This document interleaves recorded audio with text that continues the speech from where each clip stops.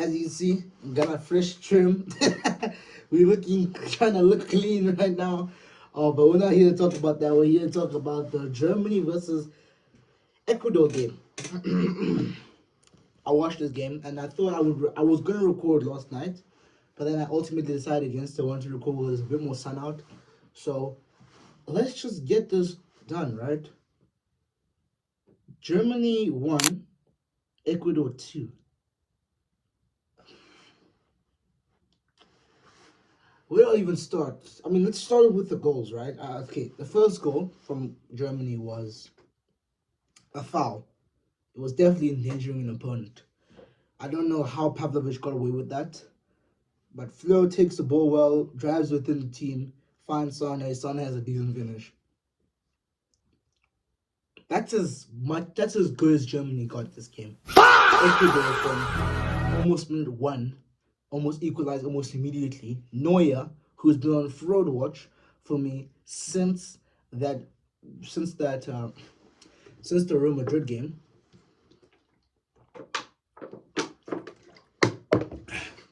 Has been on fraud watch since that Real Madrid game, the first leg.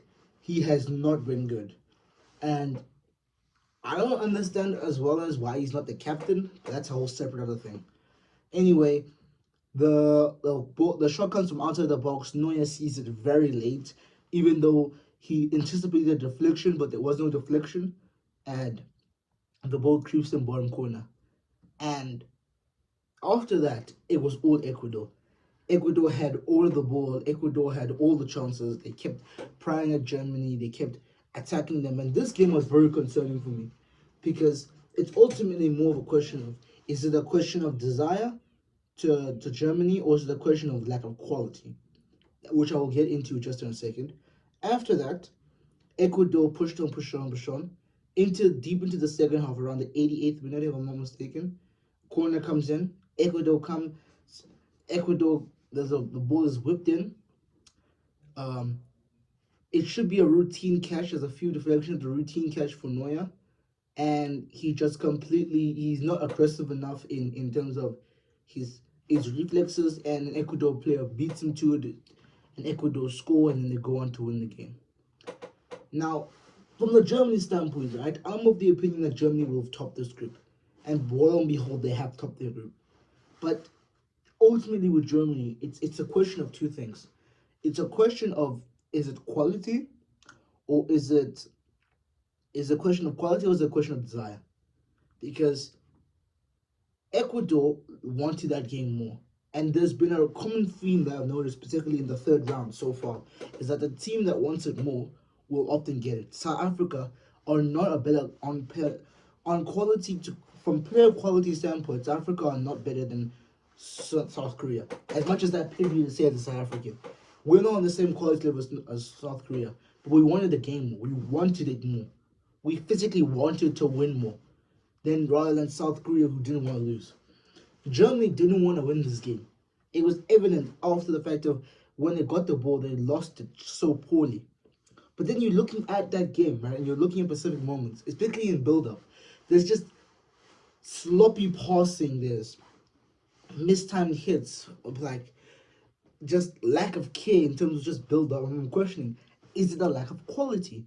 Because for my money, I think Germany have one of the best squads at the World Cup. For me, they've got one of the best attacking duos in Florian Wirtz and Jamal Musiala. Those two should be enough to almost overwhelm any defense. But they seem to kind of work in bursts. Besides the Caracas game and the Ivory Coast game, where I would argue that they were both solid, they're lacking the chemistry, and they're lacking the sheer X factor about them. They're lacking the X factor. And I'm looking at this team now, this German team. Listen, them losing this game for me doesn't change anything. They were always gonna top the group. And they were always gonna win. So it doesn't really change much for me, but I'm just looking at them saying to myself, I'm looking to slightly ask questions there. Purely from the fact of Germany should have not lost this game. They have a much better defensive unit. Kimmich, Ram, who for me There were certain moments in the game I'm looking at Rum inverting and I'm asking questions again of Nagelsmann because the first two games Nagelsmann was proper, especially in that second game. His substitutions changed the game completely. But I'm looking at Rum, right?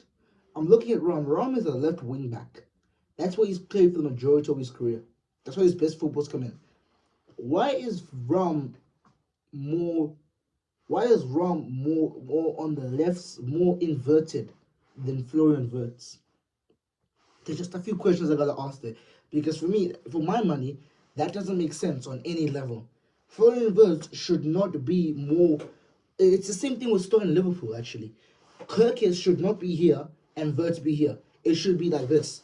Kirkes is here, hogging the width, Wirtz is inside 10. And that's how I thought they would set up. A player that has to stay on the wing is Leroy Sané. He's a touchline winger. Rom's a touchline fullback. I don't understand how you cannot play him. But ultimately in this group, right, the only thing that changes is now Ecuador guaranteed almost to go through the knockout stages rather than in the first few games. I don't think they were as guaranteed, particularly in the third place matchups. But Ecuador have now secured qualification. Germany have, of course, topped the group, and Ivory Coast, well, they've also topped the group. Well, they've also finished second, so not much changes in this team. But I'm just really concerned because I am really questioning, is this Germany team fraudulent? On the other games, I didn't watch the other games. Look, these 1 and 3 o'clock kickoffs, right, are freaking killing me. They're killing me, man. I cannot stay up for that long. I can't. I stayed up for the South African game because that's my country, but these other ones, bro, I can't do those. But anyway, there's a game tonight at like 9 o'clock, I'm pretty sure. If I'm not mistaken, it's the France-Norway game. We'll be reviewing that game. But guys, like, share, subscribe. The third round of the final stage of group stage matches has been entertaining so far. And I think this World Cup as a whole, aside from all the negative things, right, in terms of the politics, the water breaks, this has been a very, very good World Cup.